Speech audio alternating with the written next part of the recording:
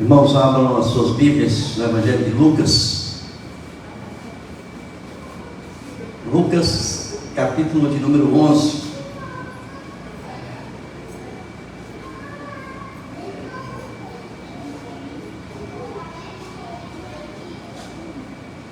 Lucas, capítulo de número 11, nós vamos ler do versículo 1 até o versículo de número 13.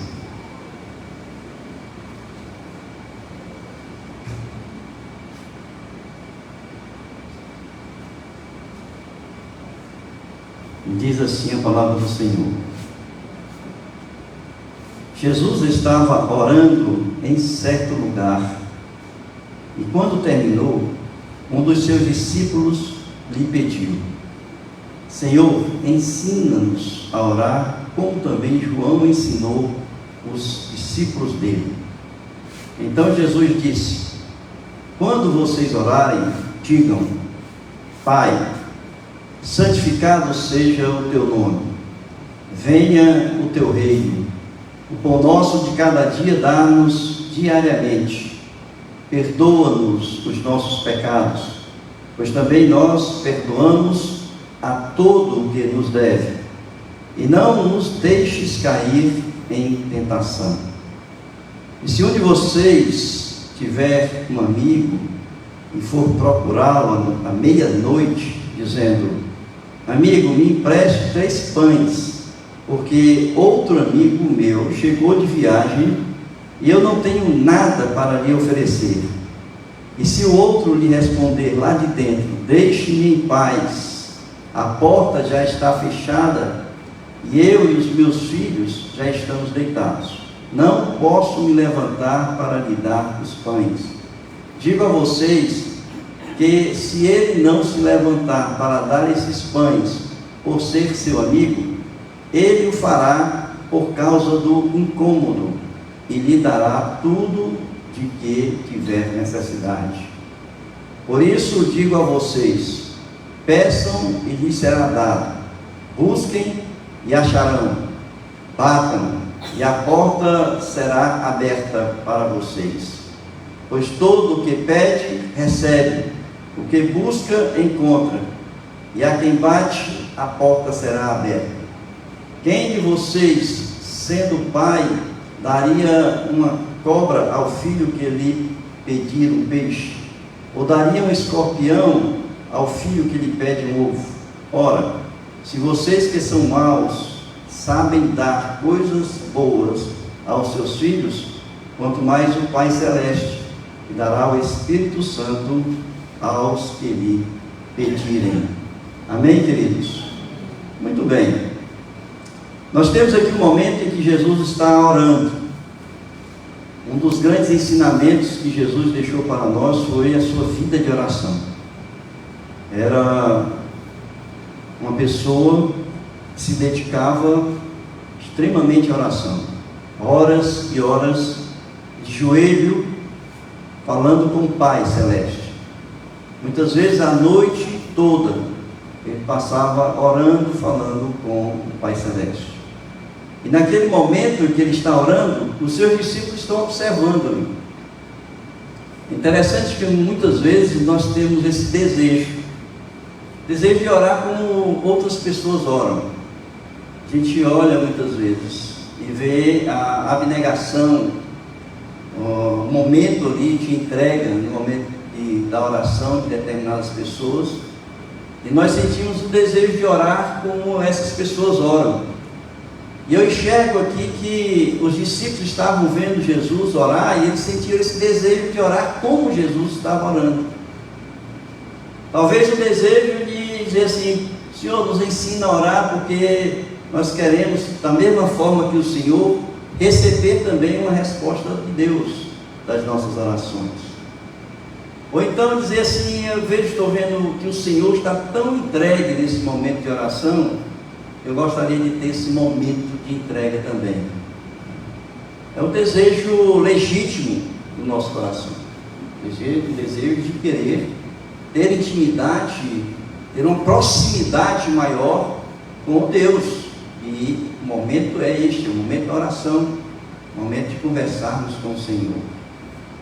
E é claro que Jesus, ele não, imediatamente ele ali foi ensinar os seus discípulos. Diz o texto que no mesmo momento ali que eles pediram, ensina-nos a orar, como também João ensinou os seus discípulos, ele imediatamente começou a ensinar os seus discípulos a orar. Sinal que a oração, ela até a gente pode, por instinto, ou por participar de um meio em que as pessoas realmente oram, a gente muitas vezes envereda por esse caminho de querer orar sozinho, né? De querer caminhar sozinho nesse sentido da oração. Mas o que a gente percebe no texto é que muitos de nós precisam desse ensino. Quais são os passos que nós devemos ter para que realmente o Senhor possa estar atento às nossas orações? E Jesus aqui, ele começa a dar esses passos, que muitas pessoas chamam de, e está escrito aqui, eu não sei se na Bíblia de vocês, mas tem oração dominical. Está escrito aí em alguma Bíblia de vocês? Eu não sei por que é oração dominical, né?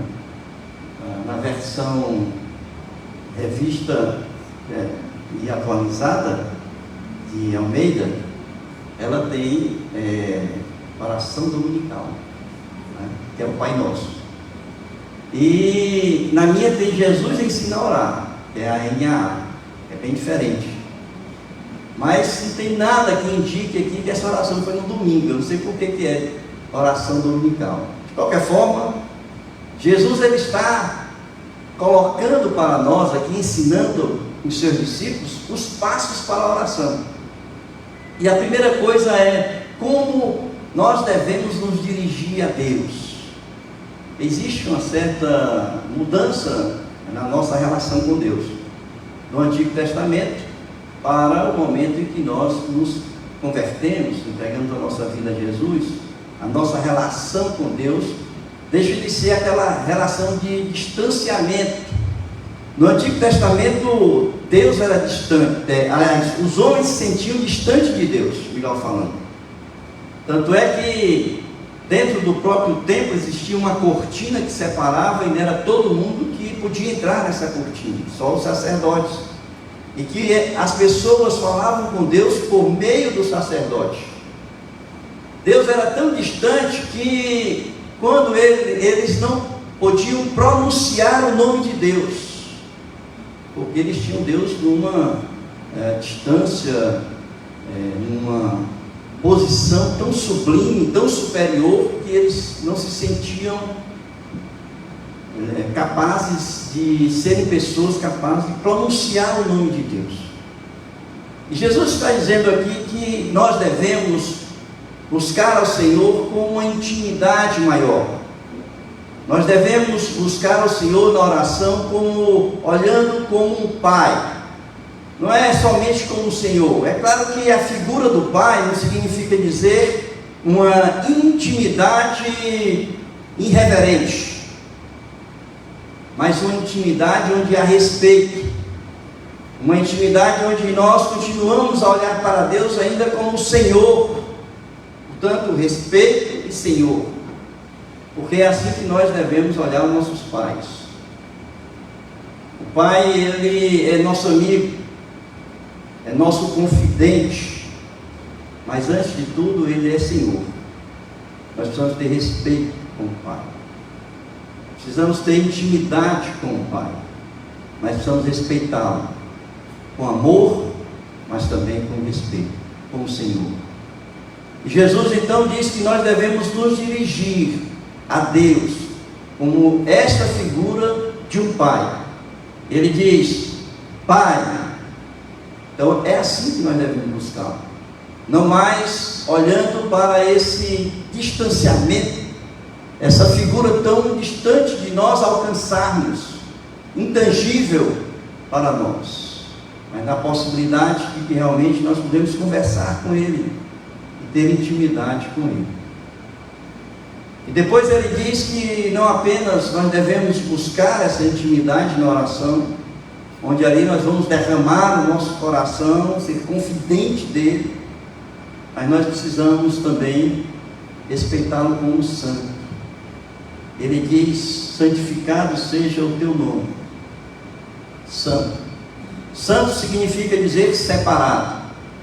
E nós não podemos misturar a figura de Deus com muitos deuses que nós criamos na nossa vida, porque nós somos uma fábrica de ídolos.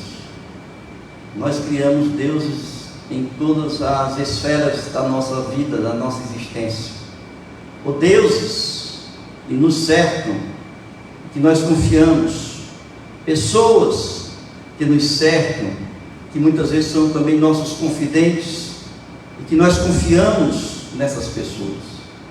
O que Jesus está dizendo aqui é que o nome dele, o nome de Deus, seja santificado, seja separado. Ele está acima de todo nome, não está no mesmo nível de qualquer nome na face da terra, no universo. Ele está acima de todos os deuses que vocês podem criar, porque ele é o único Deus. Então nós devemos olhar para o Senhor e começar a conversar com Ele como um Pai, na intimidade do Pai, respeitando como Senhor, mas acima de tudo como um Deus que está separado, está acima de todas as coisas. E ele então, depois que ele glorifica o nome do Senhor, ele diz que nós devemos agora abrir o nosso coração naquilo que nós desejamos.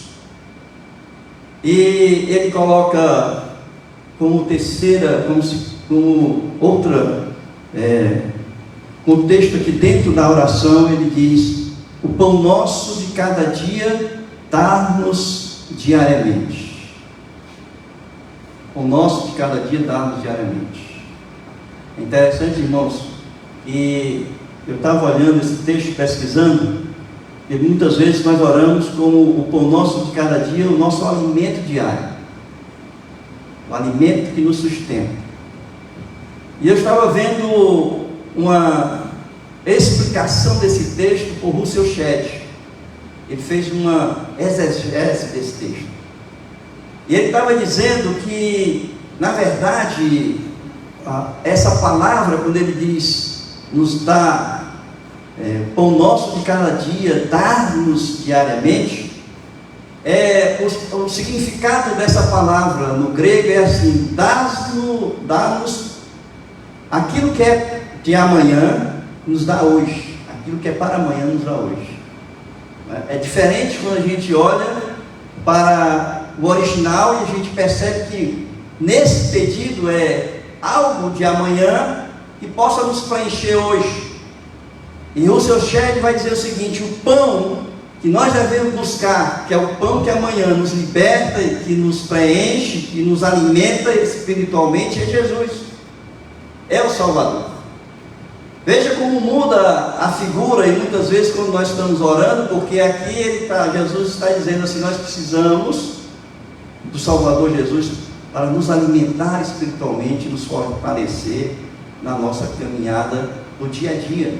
Então o amanhã para ser dado hoje, e esse amanhã o Salvador Jesus queria morrer, se sacrificar por nós e nos colocar, e se colocar à disposição de nós para a nossa salvação. Ele está dizendo na oração: nos dá hoje aquilo que está prometido para o amanhã. E ele então vai dizer que venha o teu reino, venha o teu reino. E quando ele está dizendo isso, irmãos, a gente tem que perceber que o reino já tinha chegado, né? Muitas vezes a gente ora e não vê uma realidade que já tinha acontecido. João Batista, quando está preso, ele manda ali os seus discípulos para conversar com Jesus e manda perguntar: é você mesmo aquele que nós esperávamos? E aí Jesus está curando pessoas, e ele diz assim: diga para João Batista que os cegos veem, os coxos andam, né? Então diga a ele que é chegado o reino de Deus.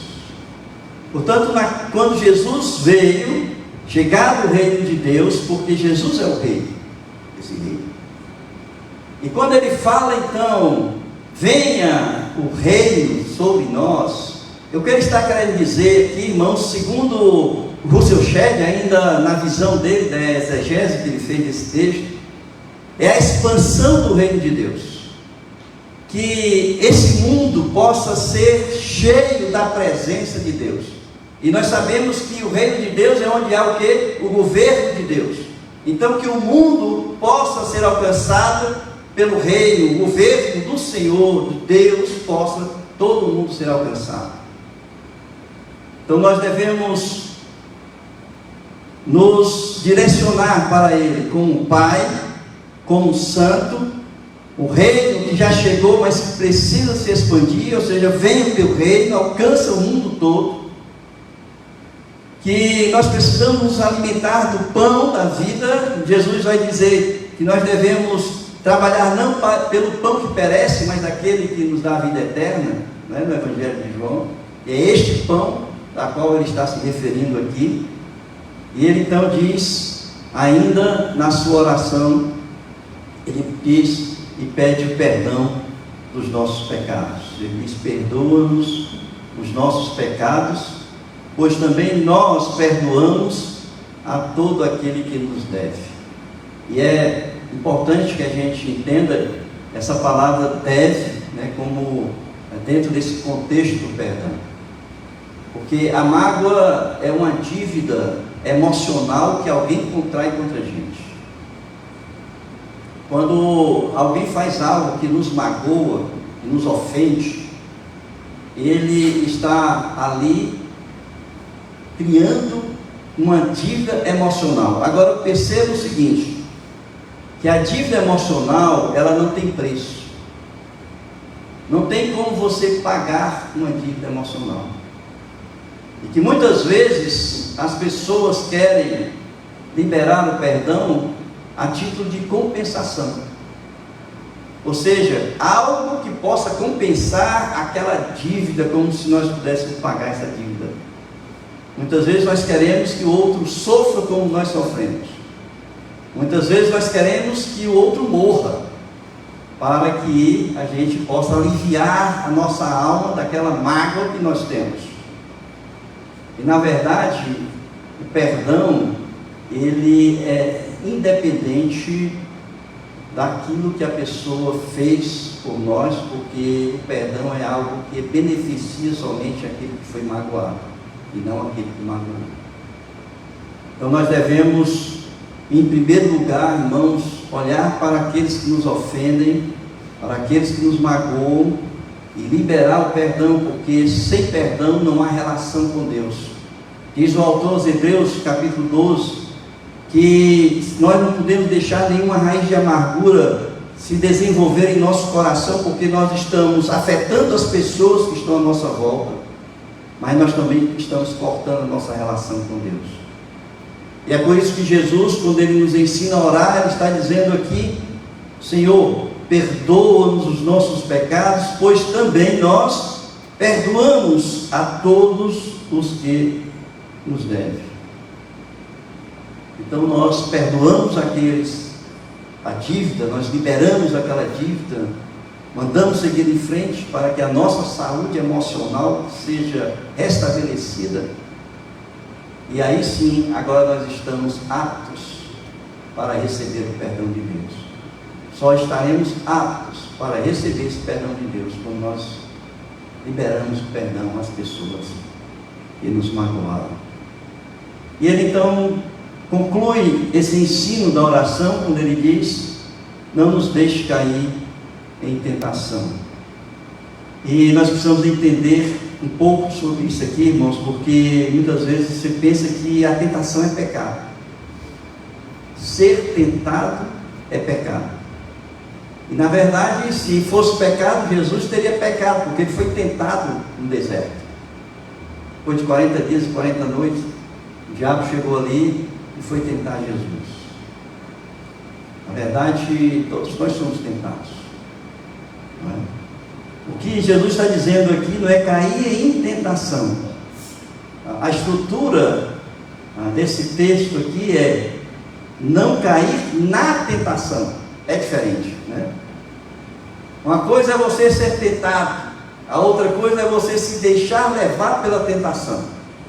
E ele então está dizendo, nos fortalece para que nós possamos superar, ter força para superar a tentação que todos os dias nos acomete. Nós não estamos isentos, irmãos, de sermos tentados, mas nós estamos prontos, porque o pecado deixou de ter poder sobre nós no momento em que nós entregamos a nossa vida a Jesus. E é Ele quem nos dá força para superarmos os nossos pecados. E aí ele entra na parábola. E o título dessa parábola é a parábola do importuno. E na verdade Jesus vai dizer importuno. Interessante que essa palavra importuno, no original, significa sem vergonha. Mas não é sem vergonha de se envergonhar isso não. É aquele que não tem vergonha de pedir. É aquele que não tem vergonha de perturbar por algo que está precisando e que ele sabe que o outro pode atender o seu pedido. É sem vergonha de poder bater na porta de alguém e pedir aquilo que está precisando. Então é aquele que é importuno. E ele vai falar aqui dessa parábola de um homem que tinha 2 amigos. Um amigo que chega meia-noite na casa dele. É muito amigo esse camarada. Podia chegar a outra hora, né? Chegar meia-noite na sua casa e bater na sua porta. Agora imagine o contexto em que aquelas pessoas estavam. Meia-noite numa vila era a melhor hora do sono, irmãos. O pessoal lá acordava de madrugada, cedinho, acho que 4 horas da manhã já estava em pé. Meia-noite, na melhor hora da noite, o camarada chega, bate na porta, seu amigo, hein? Diz assim, olha, estou chegando de viagem aí, né? E o camarada vai acolher seu amigo. Aquela época, a hospitalidade era coisa preciosa. Você não podia deixar, não podia negar a hospitalidade a ninguém, principalmente numa região desértica como aquela. E ele então acolheu aquele amigo que chegou meia-noite na casa dele. Só que ele acolheu o amigo, recebeu o amigo, mas não tinha nada para dar para comer para o amigo. E o que é que você faz? Porque meia-noite você não tem aqueles postos de 24 horas, né, que tem lá o delivery, sei lá o quê, disponível. Você vai, espera aí que eu vou ali no posto da esquina, né, comprar um lanche para você. Não tem, né? Naquela época não tinha isso. E aí você pensa o seguinte: a melhor opção é o quê? Bater na porta de um amigo. Muito amigo, meia-noite também. E vai na porta daquele amigo, meia-noite, bate na porta dele, daquele amigo, e diz assim: rapaz, eu estou precisando que tu quebre meu galho aí. Chegou um amigo que eu não tenho nada para dar e eu estou precisando de 3 pães. Ou seja, o cara não estava sozinho, né? 3 pães significa dizer que ele estava acompanhado. Pode ser até a família dele, mulher, filho, não sei. 3 pães. Mas ele sabia que aquele amigo tinha um pão. E aí ele bate na porta do amigo, e o amigo já abusado, já grosseiramente responde: olha, cara, não me perturba, não perturba a minha vida, isso é hora de bater na porta. E ele volta a bater. Estava precisando, estava necessitando. E aí é que é o importuno, eu sem vergonha. Ele bate de novo. E bate de novo. Agora pense o seguinte: é melhor você dar logo o pão e se ver livre daquela perturbação, ou ficar dizendo que não é hora para bater a porta? A melhor coisa é você dar logo o pão, né, irmãos? Fecha a porta, vai dormir e acabou essa história. Foi o que aconteceu. Aquele amigo do amigo, né? Ele liberou o pão pela importunação. Gente que está batendo ali todo o tempo na sua porta. E Jesus, então, aqui ainda é a aplicação do ensino da oração, tá, irmão? Ele agora aplica aquela parábola que ele contou, ele vai aplicar para os seus ouvintes, ou seja, para os seus discípulos. E ele então vai dizer o seguinte, que a gente deve fazer como aquele homem fez. A gente deve ir, deve pedir, deve buscar, deve bater. E se a gente fizer isso, da mesma forma que aquele amigo que bateu na porta do outro amigo recebeu, nós também vamos receber. Só que nem sempre a gente recebe da forma como a gente quer. Ele fala aqui sobre o pai, que se o filho pede uma coisa, ele vai dar outra, mas ele diz, olha, Deus é muito maior do que os pais de vocês. Porque como seres humanos nós somos maus, mas Deus dá o melhor, e o melhor é o seu Espírito, quando nós pedimos. E ele então, ele aplica esta parábola e o roteiro ali da oração, para que nós sejamos insistentes, mas esperar naquilo que Deus vai nos dar, porque Deus sabe o que nós precisamos. Muitas vezes nós queremos pedir algo na nossa vida, e Deus sabe que não é aquilo que nós estamos precisando, e a resposta é outra de Deus. A resposta é bem diferente muitas vezes. Muitas vezes nós não entendemos por que Deus diz um não quando nós oramos. Mas Deus sabe o que nós precisamos. E muitas vezes é um não naquele momento. Nós precisamos não apenas pedir, esperar pelo que o Senhor nos dá, mas também nós precisamos agir.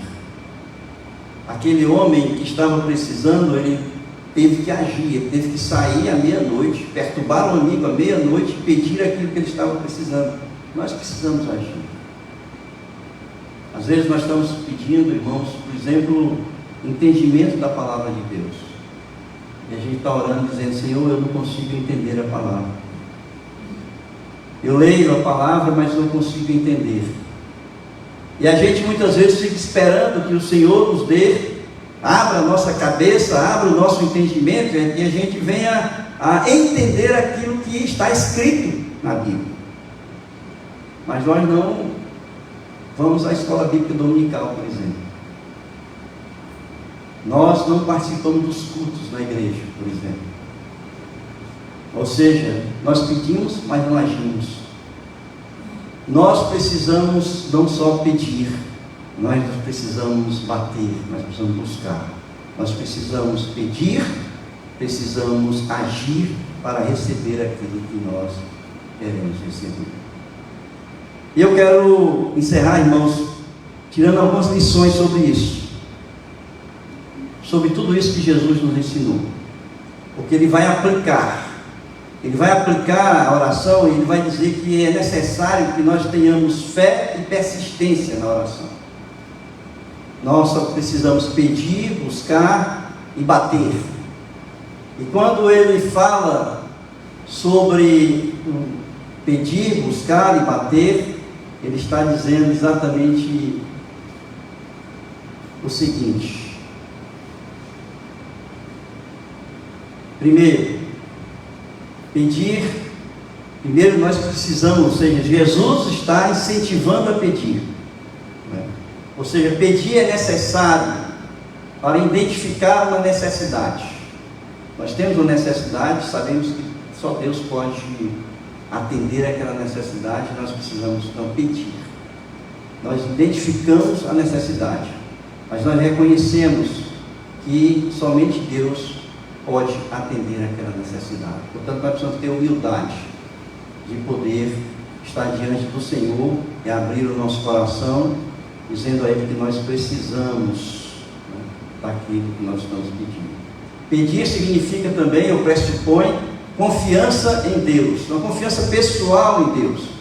O que nós pedimos, nós esperamos uma resposta, e isso implica fé em Deus, que pode nos responder. Ter esse tipo de fé torna a nossa oração fervorosa e pessoal. Em segundo lugar, Jesus nos motiva a buscar. Buscar significa pedir, mas agir. Buscar não é só ir atrás, você vai em busca de alguma coisa. É como uma mulher hemorrágica, né? Vocês lembram dela? A mulher hemorrágica com 12 anos sofrendo de hemorragia, e ela foi o quê? Ela foi atrás de Jesus. Ela sentiu uma necessidade, ela foi atrás de Jesus, e ela tocou em Jesus e ela foi curada.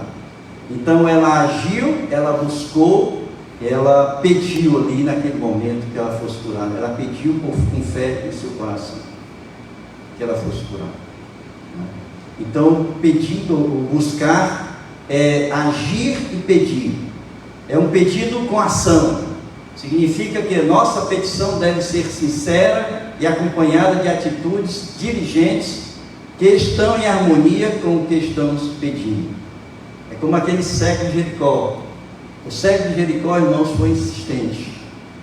Os discípulos não queriam que ele chegasse próximo de Jesus. Ele começou a gritar: Jesus, o filho de Davi. Começou a gritar: Jesus, o filho de Davi. E as pessoas impedindo dele chegar. E ele insistentemente foi lá, buscou e pediu o que ele queria enxergar. Se você pede, né, aquilo que você está necessitando, mas não toma uma atitude, que Deus possa perceber que realmente você quer, mas que você está tentando, você não vai receber aquilo que você está pedindo. Em terceiro lugar, Jesus motiva a bater. E essa é a última exortação nessa sequência: peça, busque e bata. Bater é pedir, mas agir, mas perseverar. Então, bater é a última instância. Você pediu, você agiu e você perseverou. Bateu a primeira vez, bateu a segunda vez, bateu a terceira vez, até você conseguir. Mas o que nos deixa muitas vezes pensando nesses ensinos de Jesus é que Deus, a gente precisa importunar o Senhor para conseguir aquilo que nós precisamos. E não é assim, irmãos. O que está ensinando aqui é fé e persistência. Deus, ele está disponível para nós 24 horas por dia. Os ouvidos do Senhor estão atentos aos nossos pedidos, qualquer hora do dia ou da noite em que você se dirige a Ele em oração. Seja qual for a sua dificuldade, seja qual for a sua luta, você pode ir em busca do Senhor. E ali pode ter certeza que o Senhor estará ouvindo as suas orações, para que Ele possa atender segundo a sua vontade, segundo os propósitos dele para a nossa vida. Com isso, nós queremos concluir dizendo o seguinte: que a Bíblia certamente nos ensina que Deus ouve as nossas petições e conhece nossas necessidades, mas ela também ensina que a vontade de Deus, ela é soberana sobre a nossa vida e sempre estará acima dos nossos desejos e das nossas ansiedades. Portanto, devemos orar ao Senhor como Pai, como Santo, e nos colocar diante dele nas petições, sabendo que Ele vai responder segundo a sua santa vontade. Amém, queridos? Vamos orar?